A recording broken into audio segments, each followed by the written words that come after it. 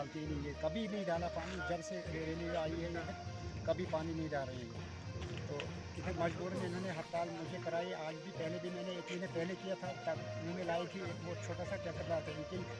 इनके सेक्शन है 2 टैंकर बड़े, जिनका वो मतलब दाड़म टंडल से संगलदान कैठा मोड़ तक इनका सेक्शन है, ये 2 टैंकर बड़े।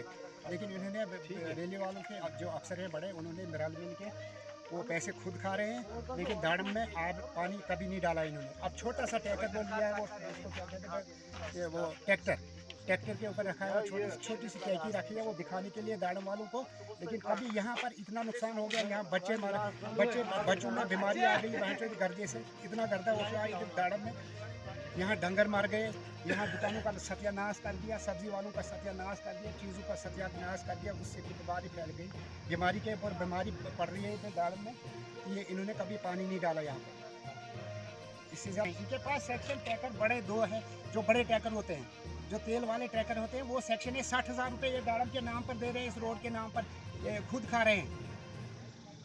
तो ये ही नहीं, वो छोटा सा टैंकर रखा आगे, वो कभी हमें मुँह ही नहीं दिखा रहा है।